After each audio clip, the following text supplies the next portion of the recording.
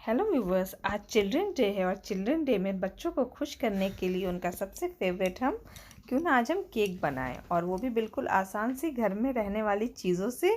तो चलिए हम इसको फटाफट से बनाना शुरू कर लेते हैं।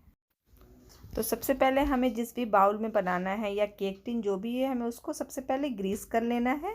अब हमने बाउल ग्रीस कर लिया। ये हमारे पास फूड रैपिंग पेपर है, आप चाहें तो ये डाल लें, या आपके पास अगर बटर पेपर हो तो आप वो भी डाल सकते हैं। तो इसको ये भी ना हो तो आप नॉर्मल वाइट पेपर भी इसमें आप डाल सकते हैं। तो इसके लिए हम सबसे पहले 2 अंडे लेंगे और बाकी चीज़ों का जो हम मेज़रमेंट करेंगे वो कोई भी 1 कप या कटोरी लेंगे, उसी से हम सारी चीज़ों का मेज़रमेंट करेंगे। हमने ये देखिए ये कप लिया है, तो इससे हमने जो कप लिया है इससे हमने ये 2 कप हमारे पास मैदा है, 1 कप पाउडर चीनी है। चीनी को हमने बस नॉर्मल सा ग्राइंडर में लेकर पाउडर इसका बना लिया है। और ये आधा कप रिफाइंड ऑयल है। आप चाहें तो आप बटर में भी बना सकते हैं, बट मुझे ऐसा लगता है कि रिफाइंड में केक ज़्यादा अच्छा बनता है, ज़्यादा सॉफ्ट बनता है। और ये हमारे पास 2 अंडे हैं, तो सबसे हम इसमें ये ऐड कर देंगे सबसे पहले, और इसको मिक्स कर लेना है इस तरह से। विस्कर या स्पून कुछ भी आप ले लें और उससे हमें इसको मिक्स कर लेना है 5 मिनट के लिए। अब ये हमने 5 मिनट मिक्स कर लिया है। हम इसमें ये पाउडर शुगर जो हमारा है हम ये ऐड कर देते हैं, मिक्स कर लेंगे। बहुत से मिक्स नहीं करना है, हमें हल्के हल्के हाथों से इसे मिक्स करना है। इस तरह से हम इसको 3 से 4 मिनट के लिए इसको मिक्स कर लेते हैं। कस्टर्ड फ्लेवर केक बना रहे हैं तो अब हमें इसमें वनीला कस्टर्ड डाल देना। आप अगर चाहें, हमारे पास है 1 टीस्पून बेकिंग पाउडर और 1/2 टीस्पून बेकिंग सोडा। दोनों चीजें हमें लेना जरूरी है और दोनों की क्वांटिटी भी इसी तरह से रखनी है कि। तो इसको अब हम एक बाउल लेंगे, इसमें हम दोनों चीजें डाल लेते हैं।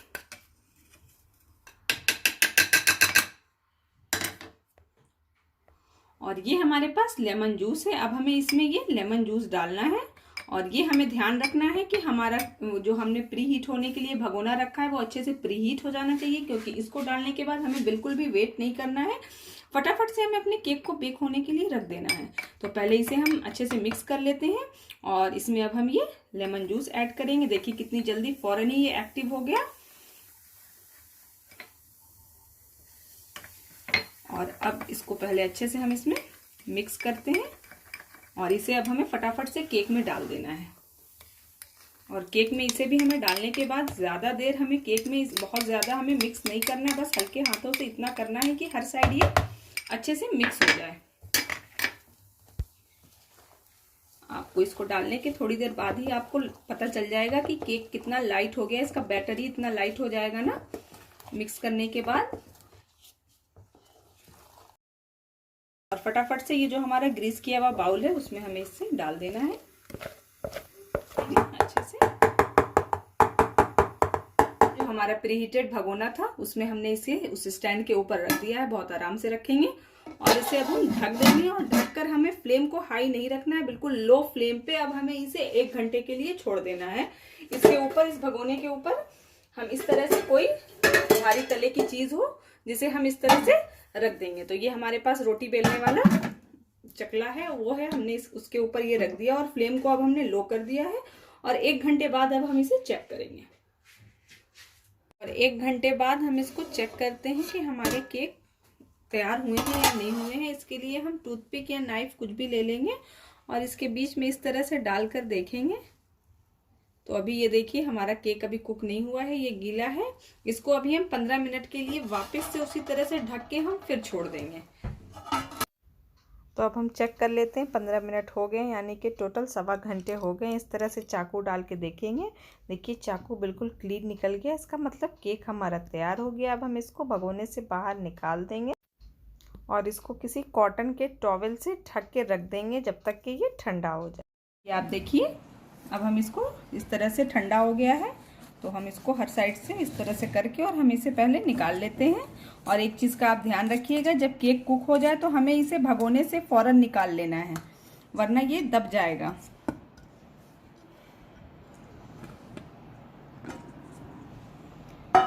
ये पेपर अब हम हटा लेते हैं।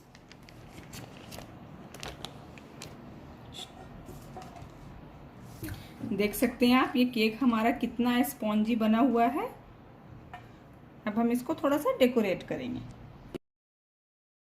तो देखिए ये हमारा केक बनके बिल्कुल रेडी सा हो गया है। मैंने इसको डेकोरेट कर दिया है थोड़े से डेसिकेटेड कोकोनट और पेठा के साथ। तो देखिए थोड़ा सा ही डेकोरेट हमने किया है और कितना अच्छा सा बन गया है। हमने इसको क्योंकि बिल्कुल सिंपल तरीके से बनाया है इसीलिए इसकी फ्रोस्टिंग हमने नहीं की है। फिर उसके लिए हमें बाहर से क्रीम लाना होता, तो हमने बस घर में जो चीज़ें हमारे अवेलेबल थी बस उससे ही हमने इसको बना लिया है। तो आप इसको ज़रूर ट्राई कीजिए। अभी मैं आपको काट के भी दिखाती हूँ कितना अच्छा, कितना स्पॉन्जी सा केक बन के तैयार हुआ है।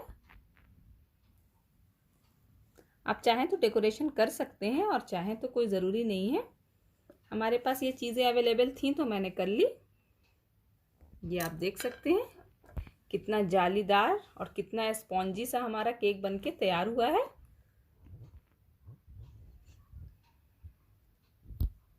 तो आप इसको ज़रूर ट्राई कीजिए, ये बच्चों को बहुत पसंद आता है। और अगर पसंद आता है तो हमारी रेसिपी को लाइक एंड शेयर कर दीजिए, और अगर हमारे चैनल पे नए हैं तो हमारे चैनल को सब्सक्राइब कर दीजिए। तो मिलते हैं अब हम फिर नेक्स्ट रेसिपी में। बाय।